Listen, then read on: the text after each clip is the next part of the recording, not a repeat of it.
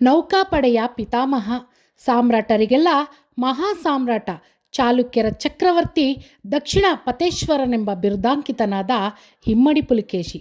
ಸ್ನೇಹಿತರೆ ನಮಸ್ಕಾರ, ನಾನು ನಿಮ್ಮ ಪ್ರೀತಿಯ ಕನ್ನಡತಿ ಶ್ವೇತಾ ಮೋಹನ್ಗೌಡ.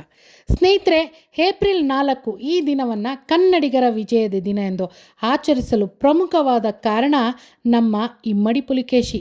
ಏಪ್ರಿಲ್ 4 619 ಇಸವಿಯಲ್ಲಿ ಇವತ್ತಿಗೆ 1400 ವರ್ಷಗಳ ಹಿಂದೆ ಇಮ್ಮಡಿ ಪುಲಿಕೇಶಿ ಹರ್ಷವರ್ಧನನನ್ನು ಸೋಲಿಸಿ ದಕ್ಷಿಣ ಪತೇಶ್ವರನೆಂಬ ಬಿರುದನ್ನು ಪಡೆದಂತಹ ಈ ದಿನವನ್ನು ಕನ್ನಡಿಗರೆಲ್ಲ ಬಹಳ ಹೆಮ್ಮೆಯಿಂದ ಕನ್ನಡಿಗರ ವಿಜಯದ ದಿನ ಎಂದು ಆಚರಣೆ ಮಾಡಲಾಗುತ್ತಿದೆ.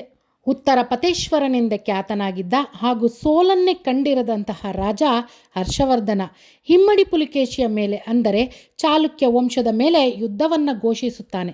ಈ ಯುದ್ಧವನ್ನು ಬ್ಯಾಟಲ್ ಆಫ್ ನರ್ಮದಾ ಅಥವಾ ನರ್ಮದೆ ಕದನ ಎಂದು ಕರೆಯುತ್ತಾರೆ.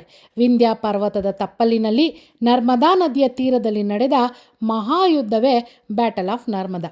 ಹರ್ಷವರ್ಧನನ ಸೈನ್ಯದ ಮುಂದೆ ಇಮ್ಮಡಿ ಪುಲಿಕೇಶಿಯ ಸೈನ್ಯ ಬಹಳ ಚಿಕ್ಕದಾಗಿತ್ತು. ಹಾಗಾಗಿ ಸುಲಭವಾಗಿ ಉತ್ತರ ಪತೇಶ್ವರ ಇಮ್ಮಡಿ ಪುಲಿಕೇಶಿಯನ್ನು ಸೋಲಿಸುತ್ತಾನೆ ಅಂತ ಅಂದರೆ ಅಲ್ಲಿ ನಡೆದಿದ್ದೇ ಬೇರೆ. ಪುಲಿಕೇಶಿ ತನ್ನ ಯುದ್ಧತಂತ್ರ ವ್ಯೂಹ ರಚನೆಯಿಂದ ಹರ್ಷವರ್ಧನನ ಸೈನ್ಯ ತತ್ತರಿಸಿ ಹೋಗುತ್ತದೆ.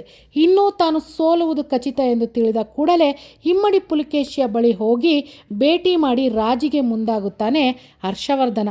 ಆಗ ಪುಲಿಕೇಶಿ ಆ ಕೂಡಲೇ ಹರ್ಷವರ್ಧನನನ್ನು ಕೊಂದು ಇಡೀ ಭಾರತವನ್ನು ತನ್ನದಾಗಿಸಿಕೊಳ್ಳಬಹುದಾಗಿತ್ತು. ಆದರೆ ರಾಜಿಗೆ ಮುಂದಾದ ರಾಜನನ್ನು ಗೌರವಿಸಬೇಕೆಂದು ಇಮ್ಮಡಿ ಪುಲಿಕೇಶಿ ಈ ರಾಜಿಗೆ ಒಪ್ಪುತ್ತಾನೆ. ಇವನ ಉದಾರ ಮನಸ್ಸನ್ನು ಕಂಡ ಉತ್ತರ ಪತೇಶ್ವರನಾದ ಹರ್ಷವರ್ಧನ ಇಮ್ಮಡಿ ಪುಲಿಕೇಶಿಗೆ ದಕ್ಷಿಣ ಪತೇಶ್ವರನೆಂಬ ಬಿರುದನ್ನು ಕೊಟ್ಟು ಶರಣಾಗತಿಯಾಗುತ್ತಾನೆ. ಇನ್ನು ಮುಂದೆ ತಾನು ನಿಮ್ಮ ಮುಂದೆ ಯುದ್ಧ ಮಾಡುವುದಿಲ್ಲ ಎಂದು ಮಾತು ನೀಡುತ್ತಾನೆ. ಈ ಯುದ್ಧವೇ ಕನ್ನಡಿಗರ ಔದಾರ್ಯತೆಗೆ ಸಾಕ್ಷಿಯಾದ ದಿನವಾಗಿತ್ತು. ಹಾಗಾಗಿ ಈ ದಿನವನ್ನು ಕನ್ನಡಿಗರ ವಿಜಯದ ದಿನ ಎಂದು ಆಚರಿಸಲಾಗುತ್ತದೆ.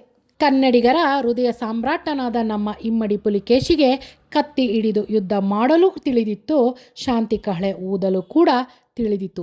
ಇಂತಹ ವೀರತ್ವ ಶೂರತ್ವವನ್ನು ಹೊಂದಿದಂತಹ ಸಾಮ್ರಾಟ ನಮ್ಮ ಇಮ್ಮಡಿ ಪುಲಿಕೇಶಿಯನ್ನು ನಾವೆಲ್ಲ ಸ್ವಾಭಿಮಾನಿ ಕನ್ನಡಿಗರು ಬಹಳ ಪ್ರೀತಿ ಹೆಮ್ಮೆಯಿಂದ ನೆನೆಯುತ್ತಾ ನಮ್ಮ ಮುಂದಿನ ಪೀಳಿಗೆಗೂ ಕೂಡ ಇವರ ಇತಿಹಾಸವನ್ನು ತಿಳಿಸೋಣ ಅಂತ ಹೇಳ್ತಾ ಮತ್ತೊಮ್ಮೆ ಎಲ್ಲರಿಗೂ ಕನ್ನಡಿಗರ ವಿಜಯದ ದಿನದ ಶುಭಾಶಯಗಳು ಸ್ನೇಹಿತರೆ.